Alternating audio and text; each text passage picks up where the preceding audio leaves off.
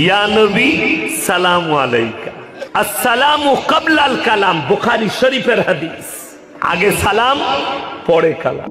শিক্ষা অর্জন করার সময় যদি এরা গাছে ওঠাউঠি করে গাছের ফল না পারত, পড়াশোনার দিকে মন দিত, পড়াশোনার দিকে ধ্যান দিত, পড়াশোনার ক্ষেত্রে মনোযোগী হতো, নিশ্চয়ই তারা এই সমস্ত কথাগুলো বলতে পারতো না। বুখারী শরীফের তিনি হাওয়ালা করলেন, আমার হাতে বুখারী শরীফ আছে, বুখারী শরীফের মধ্যে এই রেওয়ায়াতটি নেই, যদিও নাকি এটি হাদিসের মধ্যে রয়েছে, কিন্তু বুখারী শরীফের মধ্যে এটা নেই। তিনি প্রথমে দাবি করলেন আসসালামু ক্বাবলাল কালাম, অর্থাৎ সুন্নি মুসলমানরা যখন নবী সাল্লাল্লাহু আলাইহি ওয়াসাল্লামকে সালাম দেন এবং তারা বলেন ইয়া নবী সালামু আলাইকা, তিনি এইখানে আপত্তি জানাচ্ছেন যে নবী সাল্লাল্লাহু আলাইহি ওয়াসাল্লামকে ইয়া বলে ডাকা যাবে না এবং সালামের আগে কালাম হয়ে গেল। দেখুন বিষয়টা হলো এটি একটি গ্রামার আর্টিকেলের কিতাব, আরবি গ্রামার। সমস্ত মাদ্রাসাতে ক্লাস 2 বা 3তে পড়ানো হয়, সানিয়া বা সালেসাতে। এটির নাম হলো হেদায়াতুন নাহব।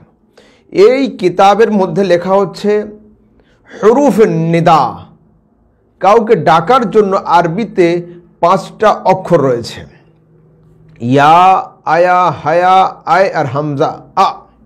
ইয়া, আয়া, হায়া, আয় আর আ, এই 5টা অক্ষর দিয়ে মানুষকে ডাকা হয়।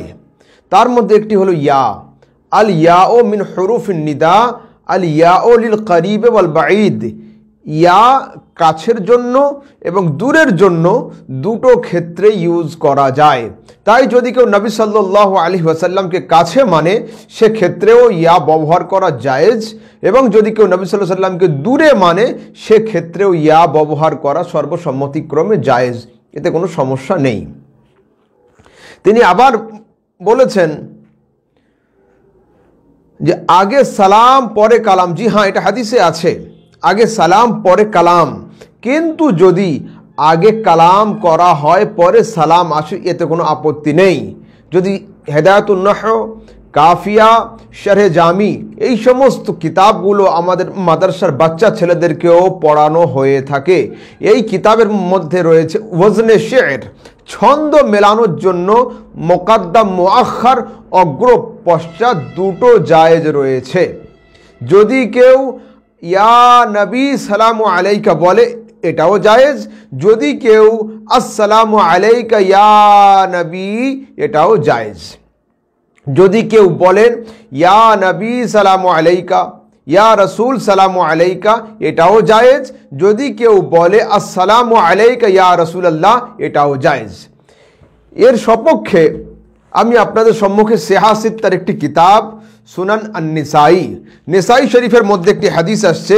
হাদিসের মধ্যে সাহাবায়ে কেরামগণ বলছেন কুলনা, আমরা বললাম ইয়া রাসূলুল্লাহ আসসালামু আলাইকা। রাসূল সাল্লাল্লাহু আলাইহি ওয়াসাল্লামের সাহাবীরা এই হাদিসে ক্লিয়ার করলেন যে তারা আগে নবী সাল্লাল্লাহু আলাইহি ওয়াসাল্লামকে ডেকেছেন এবং তারপরে সালাম দিয়েছেন। সুনান আন-নিসাই। আসুন আপনাদেরকে আরও একটি হাদিস দেখাই। এই হাদিস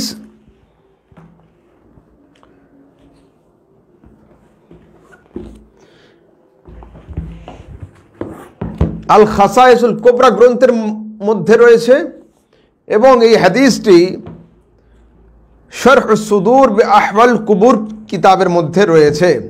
হাদিসের মধ্যে আসছে দখলনা মাকাবির আল মদিনাতে মা আলী ইবনে আবি তালিবিন। হযরত সাঈদ ইবনে মুসাইয়্যিব রাদিয়াল্লাহু তাআলা আনহু বলছেন, আমরা হযরত আলী রাদিয়াল্লাহু তাআলা আনহুর সাথে মদিনার কবরস্থানগুলিতে প্রবেশ করলাম।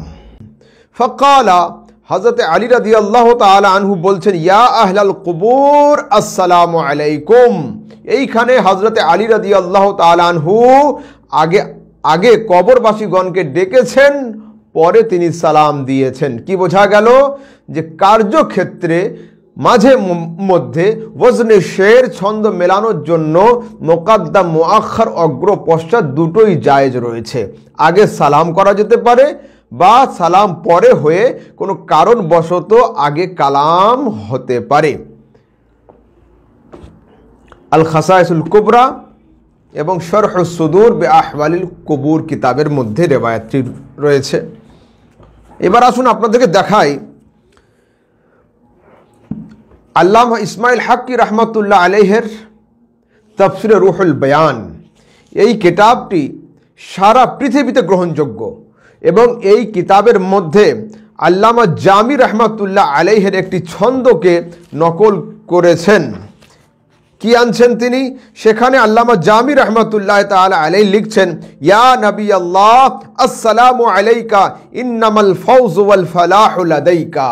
এই ছন্দের মধ্যে হযরতে জামি রহমতুল্লাহ তাআলা আলাইহি নবী সাল্লাল্লাহু আলাইহি সাল্লামকে আগে সম্বোধন করেছেন এবং পরে তিনি সালাম জানিয়েছেন।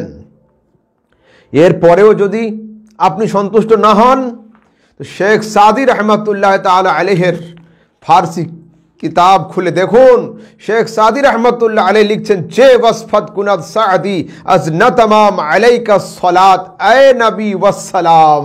হযরত শেখ সাদি রহমতুল্লাহ তাআলা আলাইহি তিনিও নবী সাল্লাল্লাহু আলাইহি ওয়াসাল্লামকে আগে ডেকেছেন এবং পরে তিনি সালাম দিয়েছেন।